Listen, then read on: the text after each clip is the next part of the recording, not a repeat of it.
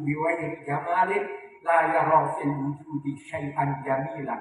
Barang siapa dalam dirinya tidak punya rasa keindahan, dia tidak akan bisa melihat ciptaan Tuhan sebagai sesuatu yang indah.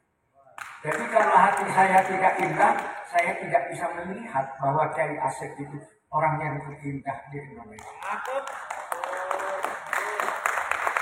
Kalau saya bicara begini bohong, saya ini munafik. Jadi gini. Jadi apa yang kita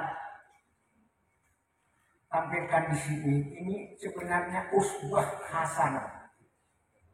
Untung masih ada Mas Masud. Taruhlah Mas Masud tidak menulis buku ini. Beliau ini sebenarnya adalah buku yang nyata. Jadi keberhasilan Rasulullah SAW kenapa dalam waktu 22 tahun, 2 bulan, 22 hari itu berhasil membentuk masyarakat Arab yang super jahiliyah itu menjadi civil society, menjadi masyarakat madani. Karena Rasulullah tidak pernah menyuruh orang lain berbuat baik sebelum beliau berbuat atau memberi contoh terlebih dahulu. Dan itu yang ditiru oleh Kyai Asep. Jadi Kyai kita tidak pernah menyuruh kita itu berbuat baik. Beliau memberi contoh terlebih dahulu. Sebab beliau punya pendapat yang mirip pendapat saya. Saya berpendapat kalau seorang guru tidak pernah memberi contoh kebaikan, menyuruh berbuat baik. Bagaimana dari tongkat yang bengkok akan dihasilkan bayangan yang lurus? Mustahil. Ya, saya sendiri kan semua tahu saya ini hanya tamatan SR, tamatan SD. Jadi sangat lihat, makanya saya hanya sedikit menyebut beliau ini samudera.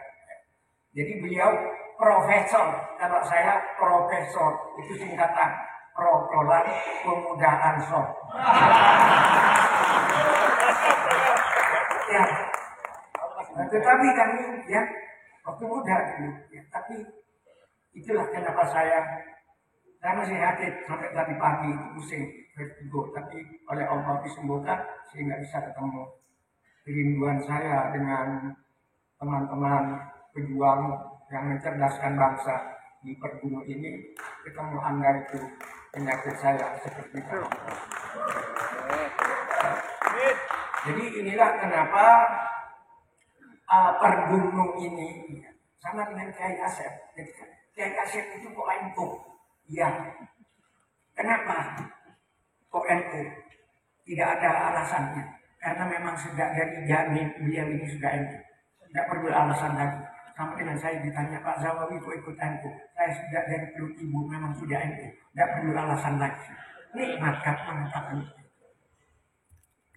Tetapi walaupun demikian dalam keindonesiaan Kyai Asep ini sangat mencintai Indonesia. Kenapa? Beliau ini mencintai Indonesia. Ayahanda Kyai Asep pahlawan nasional namanya Kyai Haji Abdul Halim, yang namanya kemudian kita kukuhkan menjadi Institut Abdul Halim ini. Beliau pahlawan nasional. Sekretaris dari Hasyim Asy'ari, kira-kira begitu. Jadi soal diakui atau tidak kan beliau pahlawan nasional, dan itulah putranya ini menjadi pengabdi Indonesia. Jadi kalau beliau cintanya itu ditolak 3 kali itu, mungkin gadis yang menolak itu tahu bahwa nanti Kyai Asep itu akan mempersamakan cintanya kepada istri sama dengan cintanya kepada tanah air. Dan hanya Nyai yang sekarang yang mengerti bahwa silahkan cinta tanah air sama cintanya dengan aku.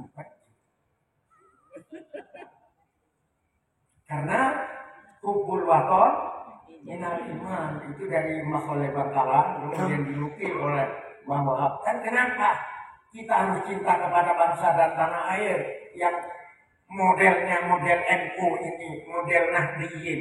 Kenapa kita cinta kepada bangsa dan tanah air? Kita kita semua minum air Indonesia menjadi darah kita.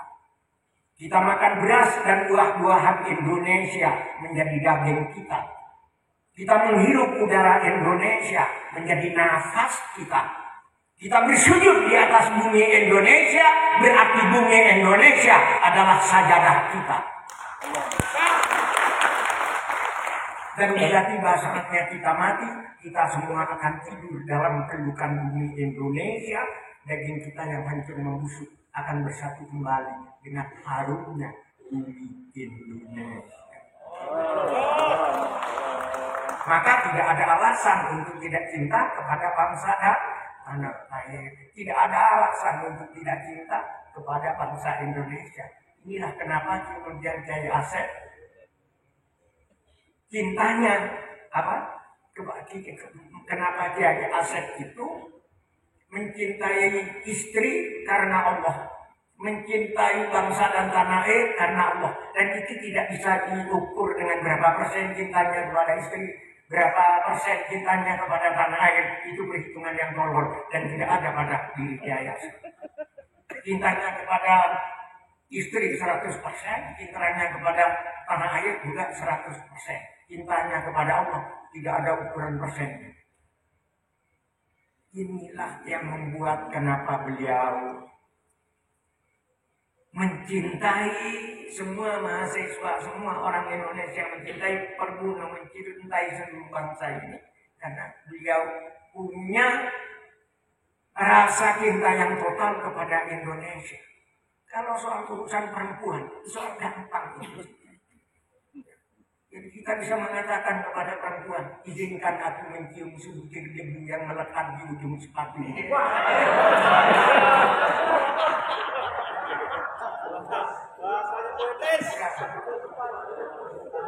Dan saya tahu kalau Kiai Asep itu mau pergi, memang ini tidak diucapkan, tapi beliau adalah orang yang sangat setia kepada ibunya. Seolah-olah kalau beliau mau pergi, istriku, kalau mendung hitam sudah di atas kepala, jangan larang hujan turun ke bumi.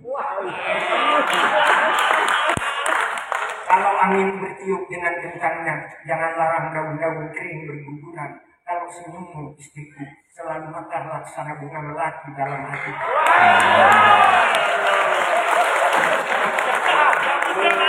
Anda ngaco, saya belum selesai sejak dengarlah lagi. Dan itu saya juga begitu. Istriku, kalau mendung hitam sudah di atas kepala, jangan larang hujan turun ke bumi. Kalau angin bertiup dengan kencangnya, jangan larang daun-daun kering berguguran. Kalau senyummu, istriku, selalu mekar laksana bunga melati dalam hatiku. Jangan larang, aku akan tetap setia, hormat, dan selalu rindu padamu.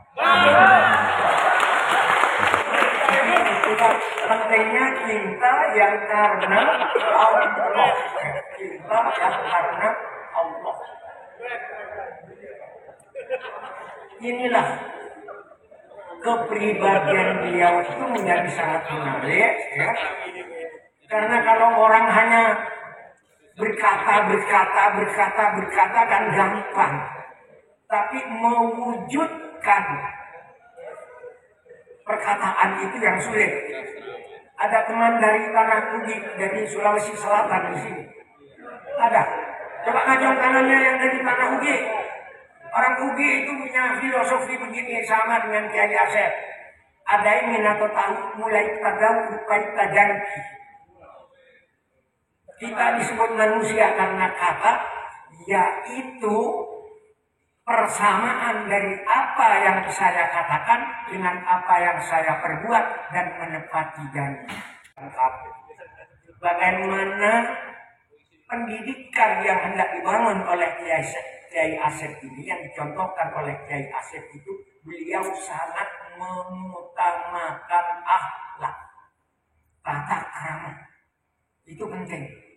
Sebab dalam pantun Melayu yang dari Riau, baik Riau dan ya, ketika seseorang itu dihinggapi penyakit ain, maka dia akan sangat labil sekali keberadaannya. Tapi oleh karena itu saya juga tidak mengerti kenapa saya selalu mengamalkan